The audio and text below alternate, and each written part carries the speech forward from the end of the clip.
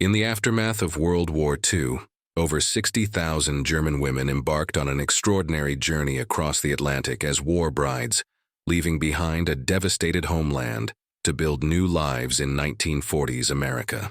Arriving through the War Brides Act of 1945, these women faced an unexpected gauntlet of cultural adaptation that went far beyond language barriers. From cramped processing camps at Fort Dix to FBI interrogations about Nazi connections, from learning to operate electric refrigerators to navigating the social expectations of becoming the perfect American housewife, their stories reveal the hidden struggles and remarkable resilience of women caught between two worlds. This is the untold account of how these German war brides transformed culture shock into opportunity, founding support networks, establishing businesses, and ultimately reshaping the narrative of German immigration in post-war America. One supermarket aisle, driving lesson, and war bride club meeting at a time. The biting wind carried the scent of rain and pulverized stone through the skeletal remains of Berlin.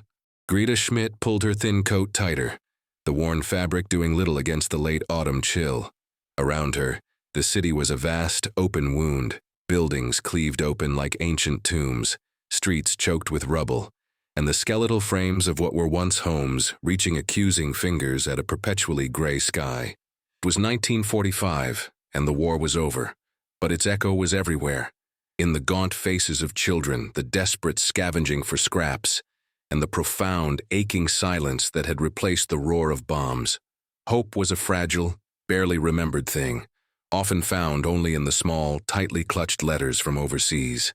Greta, at 22, had known little beyond hardship. Her own family, dissolved by the war, existed now only in fleeting, painful memories. Her marriage to Joe, an American GI, felt less like a choice and more like a lifeline extended across a chasm. His letters painted a picture of a land untouched by destruction, a place where food was plentiful and dreams were not foolish.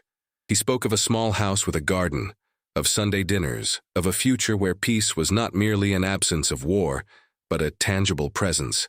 Greta, quiet and inherently gentle, yearned for that peace, for the normalcy she had never known. She pictured America through the rosy filter of Hollywood films, vibrant and full of laughter, a stark contrast to the monochrome existence she now endured. She was hopeful, yes, but beneath the hope, a tremor of uncertainty lingered. Could she, a German girl from a simple village, truly fit into such a world?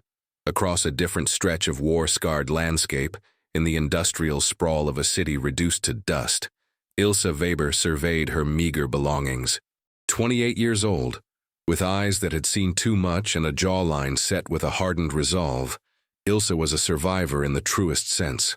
She had lost her parents and younger brother in a bombing raid that had flattened their apartment building. Sentimentality was a luxury she could no longer afford.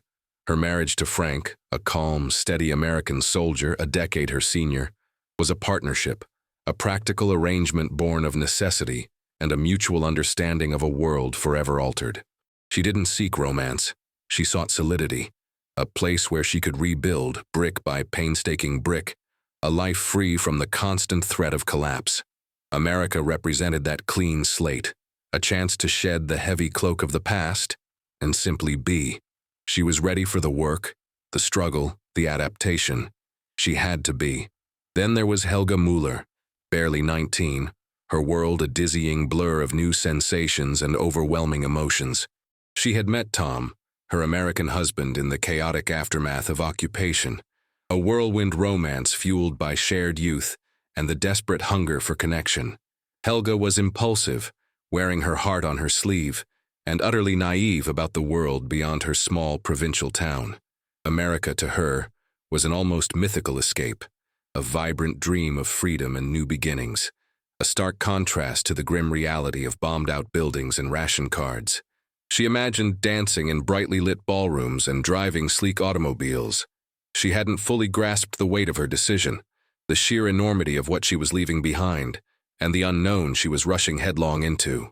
She was fragile, prone to tears and bursts of defiant joy, unprepared for the complexities that lay ahead. The War Brides Act of 1945 was their only ticket out, a legal pathway for thousands of German women to join their American soldier husbands.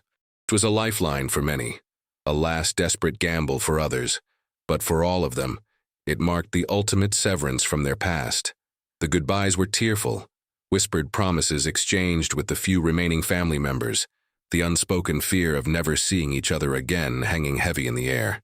Each woman carried a small satchel, a few precious mementos, and the immeasurable weight of leaving everything familiar behind for a future that existed only in letters and hopeful imaginings. The journey was about to begin, a voyage not just across an ocean, but across cultures, expectations, and the very fabric of their identities. The SS Argentina was a behemoth, a former luxury liner now repurposed as a troop transport, then a bride ship. Its decks, once polished for ballroom dancing, now swarmed with thousands of women, German, French, British, Italian, all bound for America, their new homes, their new lives. The air below decks was thick with the smell of too many bodies, cheap perfume, and seasickness.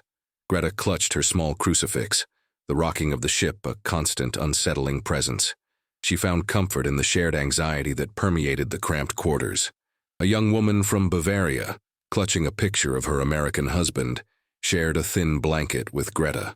They exchanged quiet stories, their German a familiar balm amidst the cacophony of foreign tongues. Greta observed the strange blend of fear and excitement in their eyes, mirroring her own. The ship was a temporary floating world, a limbo between the ruins they had left and the unknown future they sailed towards. Ilsa, ever pragmatic, had secured a spot near a porthole, allowing her to gaze out at the vast, indifferent ocean. She wasn't prone to seasickness, but the constant motion was a metaphor for her life, always moving, always adapting. She watched the other women, cataloging their expressions, their reactions. Some giggled nervously, sharing dreams of American prosperity. Others wept silently, the reality of their irreversible decision sinking in. Ilsa felt a detached sort of empathy. She was past tears. Her focus was on the logistics, how to get through customs, how to find Frank, how to begin again. She spent hours observing the American nurses and soldiers on board, trying to pick up phrases, to understand the rhythm of their speech. She even managed to trade some carefully saved German coffee for extra rations, a small victory in a world designed to be overwhelming. Helga, however, found herself overwhelmed. The sheer number of people, the unfamiliar English spoken all around her, the constant nauseating sway of the ship, it was too much. She missed the quiet familiarity of her village, the sound of her mother's voice. She tried to strike up conversations, but her limited English failed her, leaving her feeling isolated and foolish. Tears often pricked at her eyes, which she'd quickly blink away, not wanting to appear weak. Tom's letters, once a source of comfort, now felt distant, almost unreal. The future she had so eagerly anticipated now loomed with a terrifying, uncertain shape. She spent much of her time huddled in a corner, watching the endless expanse of the sea, wondering if she had made a terrible mistake. The arrival in New York was a sensory explosion. The SS Argentina docked near towering skyscrapers that pierced the cloudless sky, monuments to an untouched prosperity Greta could scarcely fathom. The air, crisp and cold, smelled not of smoke and decay, but of car exhaust, roasting nuts, and something indefinably new and exciting. Crowds of people dressed in vibrant, unfaded colors bustled along the docks, their laughter loud and unrestrained. The sheer abundance was dizzying. Shop windows gleamed with goods, clothes, appliances, food, in quantities that seemed impossible. For Greta, it was a fantastical, almost cinematic landscape, so far removed from the rubble of Berlin, it might have been another planet. A sense of wonder mingled with profound alienation. This was America. Disembarking was a chaotic, hours-long process. The women were funneled into immense processing centers, a blur of uniforms, clipped English commands, and the persistent, low hum of machinery. Many were then transported to Fort Dix, a vast military base where the romantic dream of immediate reunion collided with the harsh reality of post-war logistics. The housing crisis meant thousands of new arrivals, including the war brides, had to be processed and housed. Greta, Ilsa, and Helga, along with countless others, found themselves sleeping for days in temporary barracks, rows of cots, thin blankets, and the pervasive smell of disinfectant. The excitement of New York quickly faded, replaced by the exhaustion of waiting, the frustration of not understanding, and the growing ache of separation from their husbands. Here, in the cold, impersonal setting of Fort Dix, the Red Cross nurses conducted their crash courses in Americanization. The medical side was often the most jarring. Greta remembered the embarrassing gynecological exams performed without explanation, the quick, sharp prick of countless vaccinations. It felt less like care and more like a cattle call, a systematic processing of foreign bodies into the American system. Ilsa, usually stoic, felt a familiar surge of indignation at the lack of dignity. It was an invasion, a stripping away of privacy that left them feeling exposed and vulnerable. Then came the cultural instruction, a whirlwind of practical information delivered at a dizzying pace.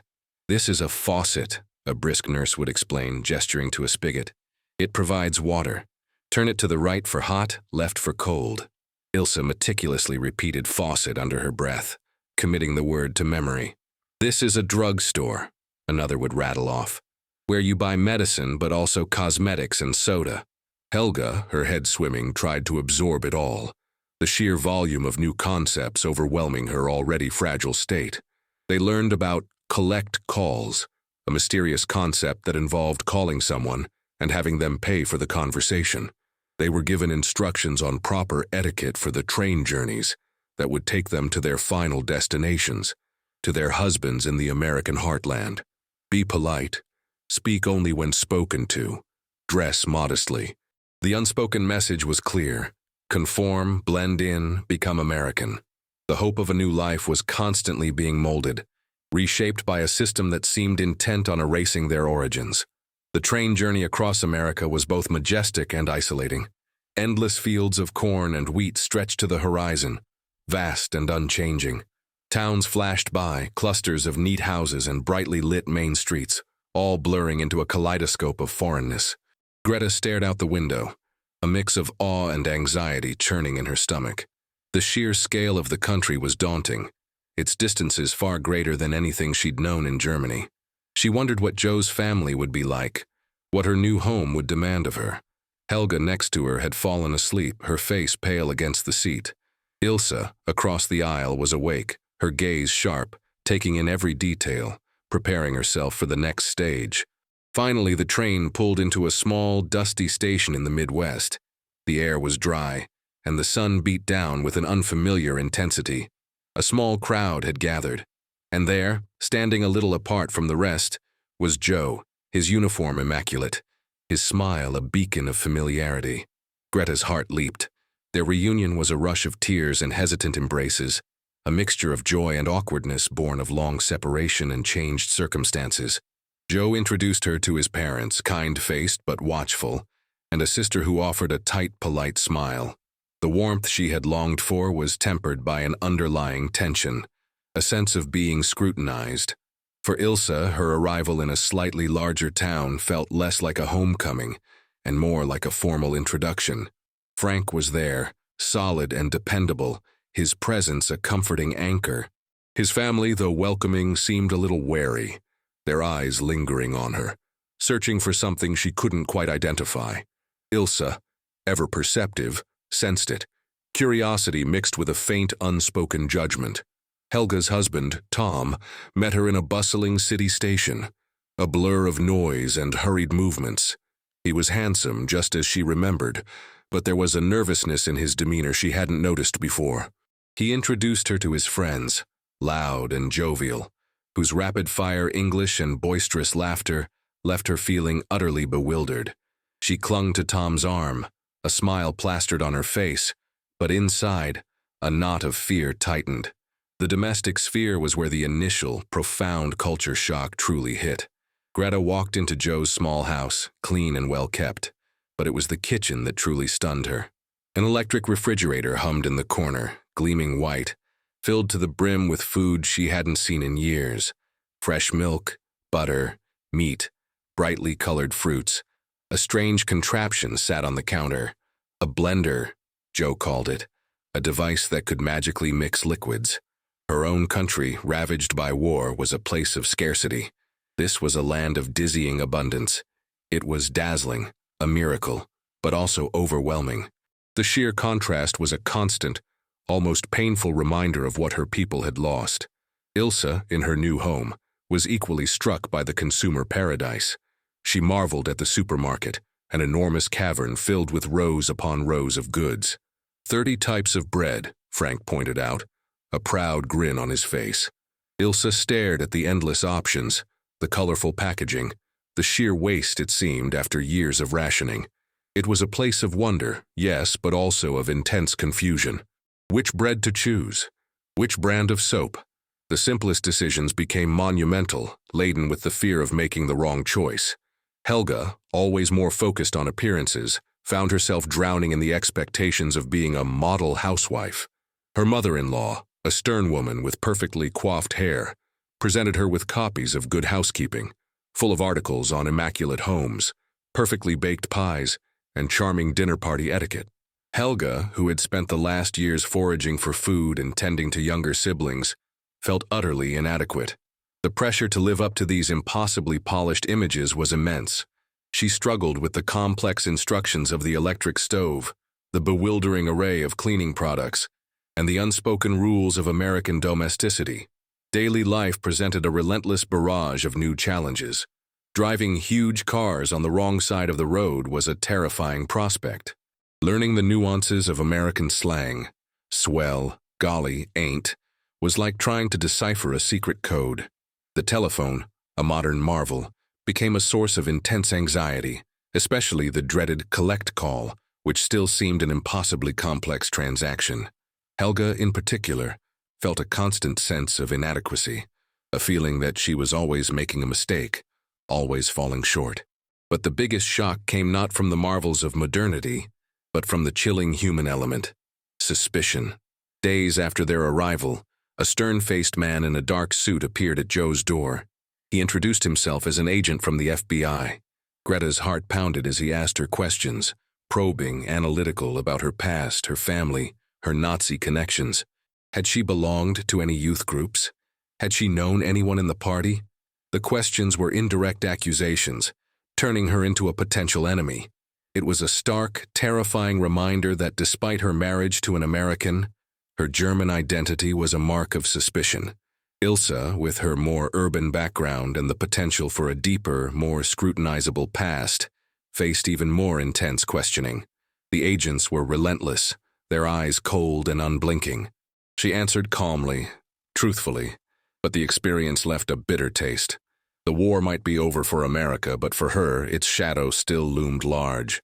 The suspicion wasn't confined to official channels. It seeped into their everyday lives. Neighbors who initially offered polite greetings soon exchanged stares of suspicion from American neighbors. Whispers followed them in the grocery store. Children were subtly pulled away. They were the enemy, Krauts, adventure seekers who had married for a green card, for prosperity, not for love. Local newspaper headlines sometimes fanned the flames, sensationalizing their arrival, portraying them as Fräuleins on the make.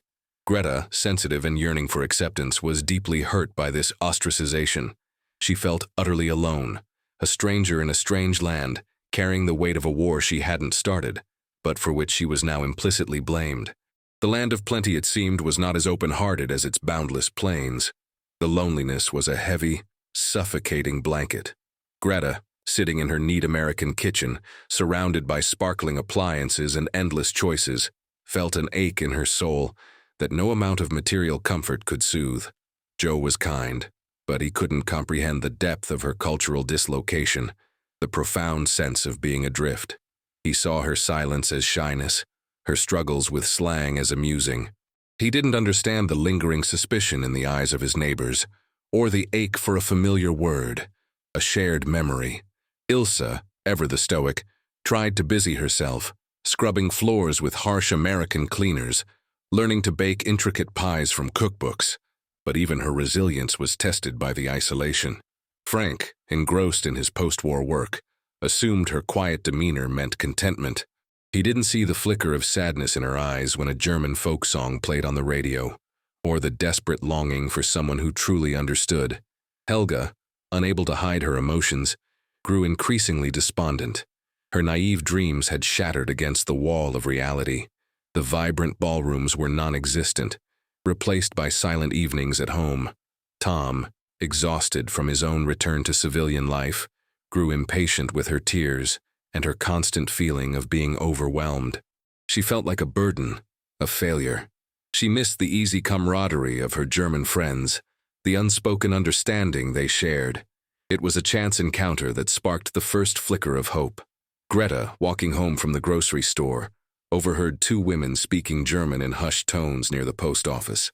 Her heart leaped. Hesitantly, she approached them. One, a young woman named Liesel, lived a few towns over. The other, a slightly older woman named Frau Schmidt, had arrived months earlier. They exchanged stories, a torrent of shared experiences, the confusion at Fort Dix, the bewildering supermarkets, the difficulty of collect calls, the whispers from neighbors. Liesel mentioned seeing a small notice in a local church bulletin, "War Bride's Tea, all welcome." The idea spread quickly, a lifeline grasped in desperation.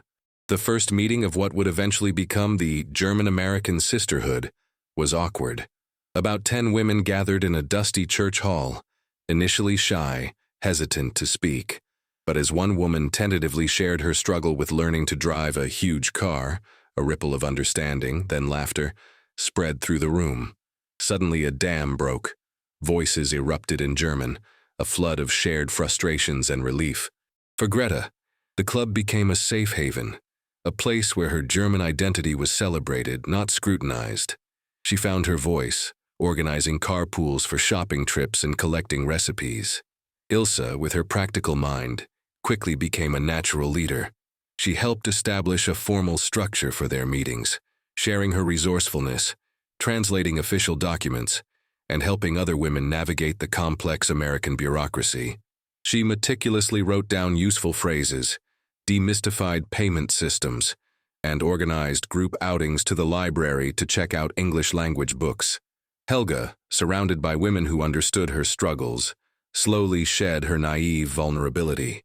She found friendship in Liesel, and together they navigated the complexities of American social life, sharing fashion magazines and comparing notes on deciphering American slang. The club became her emotional anchor, a place where she felt truly seen and understood. The War Bride clubs, small pockets of resilience scattered across the country, offered practical support and an invaluable emotional lifeline.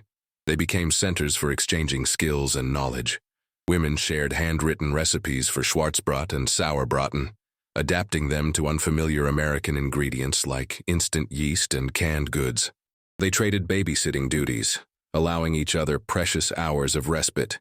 They organized carpools for English classes at the local school, laughing good-naturedly at their own mispronunciations and the baffling American idioms. They learned to understand the strange, unspoken rules of American social interaction, the subtle cues that differentiated polite conversation from idle gossip. Greta, once quiet and reserved, found herself confidently explaining the workings of an American washing machine to a new arrival. Ilse became adept at deciphering official forms and translating complex instructions into simpler terms. Helga, encouraged by her new friends, practiced her English incessantly, her confidence slowly blossoming. There were moments of collective empowerment, too. When a local newspaper published yet another condescending article about foreign brides, the club, led by Ilse, drafted a strongly worded letter to the editor, outlining their contributions to the community and demanding respect. It wasn't always successful, but it was a small, collective act of defiance that solidified their bond. They were no longer just individuals struggling in isolation. They were a community, united by their shared experiences and their determination to make a place for themselves in this new land. The laughter that now often filled their meetings was a testament to the healing power of understanding and camaraderie, a joyful noise rising above the lingering whispers of suspicion.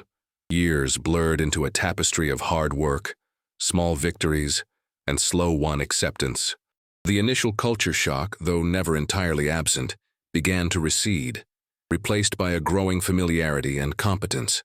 The women, once overwhelmed, found their individual pathways to contributing to their new society, transforming their status from outer to integrator.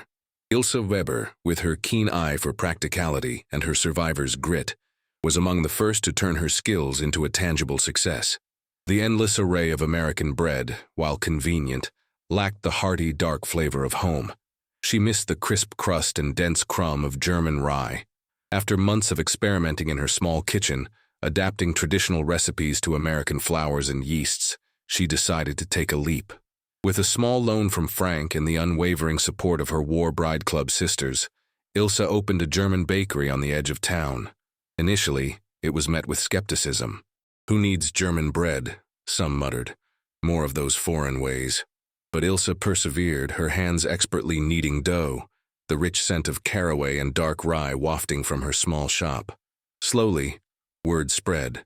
Farmers and townspeople, tired of bland white loaves, began to venture in. Her Roggenbrot became a local delicacy, her pretzels legendary. Ilse, once a quiet observer, found herself a businesswoman, haggling with suppliers, managing accounts, and even teaching her American employees how to shape an authentic Kaisersemmel. Her success was not just economic. It was a testament to her resilience, a quiet triumph that earned her respect in a community that had once viewed her with suspicion.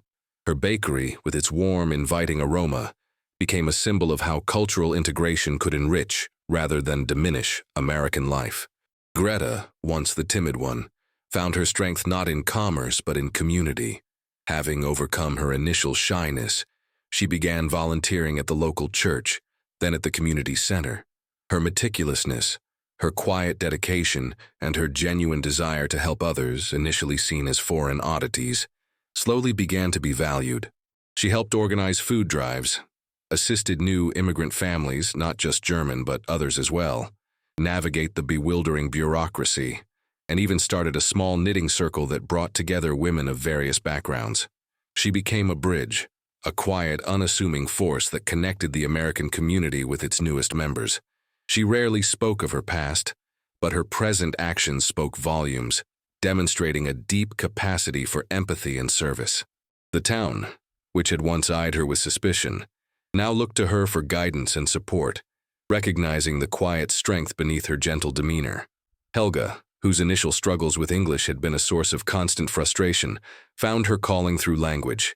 With the encouragement of her friends from the War Bride Club, and after countless hours studying dictionaries and practicing pronunciation, she became remarkably fluent, not just in everyday conversation, but in the nuances of American idiom and slang. A nearby military base experiencing a post-war influx of German dependents and needing better communication advertised for translators. Helga, nervous but determined, applied and got the job. Her role was vital. She translated letters from home for American soldiers, helped German wives understand medical instructions, and facilitated difficult conversations between military personnel and local German residents. She moved with confidence between the two languages, her once fragile spirit now fortified by purpose. From a naive bride overwhelmed by culture shock, Helga transformed into a vital communication link, her bright, engaging personality making her invaluable. She felt useful, needed, and, for the first time, truly at home. Her work not only supported her family, but also played a crucial role in fostering understanding between the two cultures she now embodied. The individual successes of Ilse, Greta, and Helga, along with countless other war brides who established businesses, raised families, and contributed to their communities, slowly began to shift the perception of German immigrants. The prejudiced headlines gradually disappeared, replaced by articles celebrating their integration and contributions.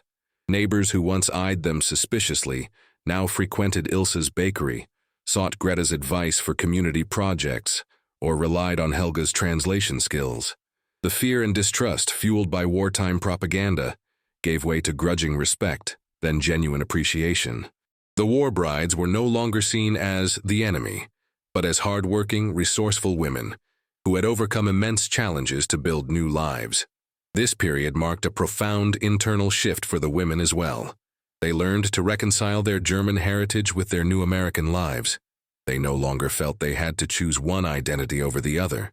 Instead, they embraced a dual identity, weaving together the traditions, values, and languages of both worlds. They spoke German at home but English in public. They cooked schnitzel alongside Thanksgiving turkey. They taught their children German lullabies and American nursery rhymes.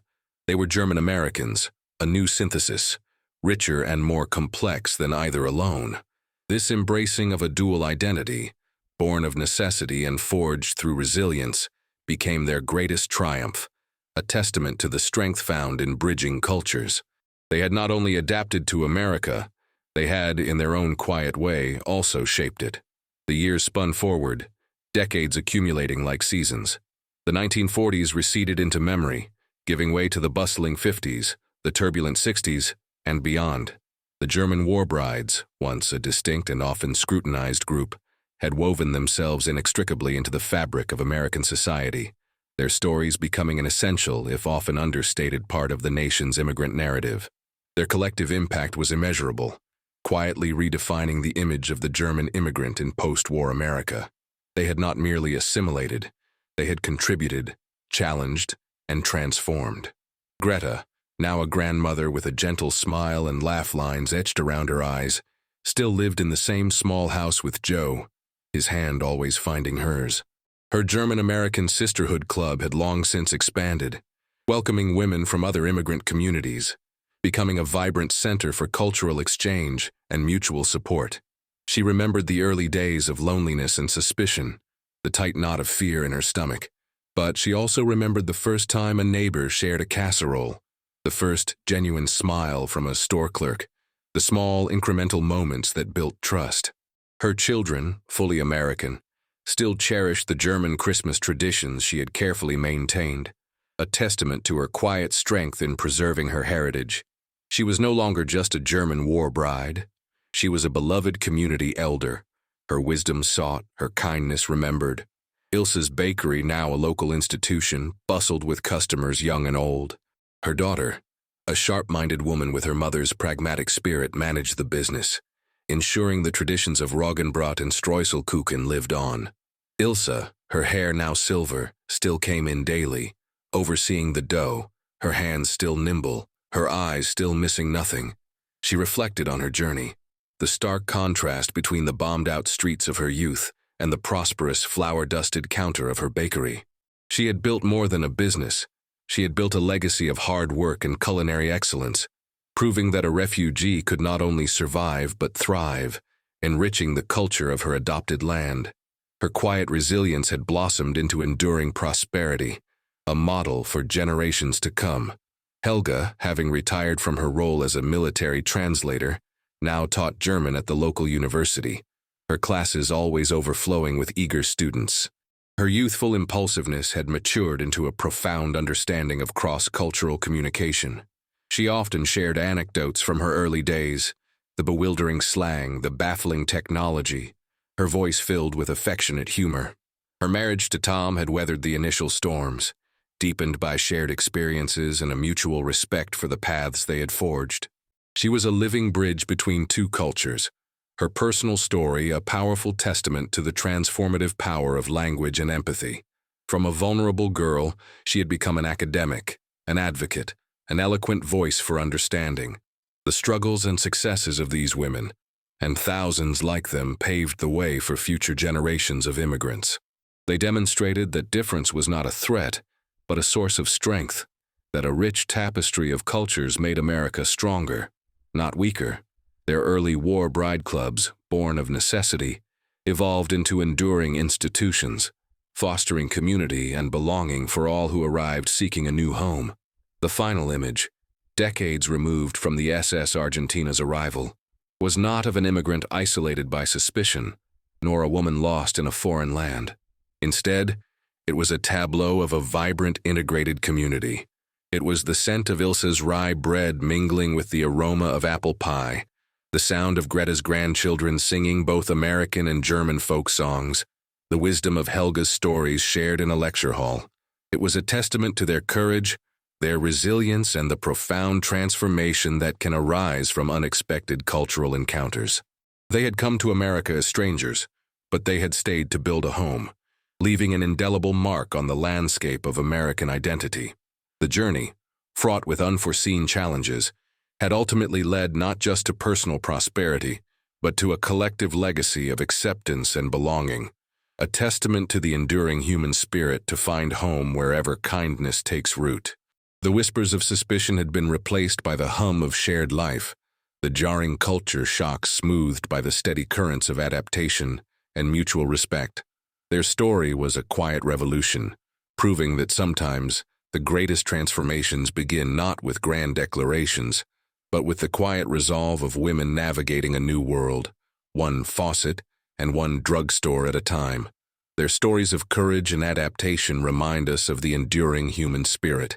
If you were moved by this account, make sure to like this video, subscribe for more captivating narratives, and share your own reflections in the comments section. We love hearing from you.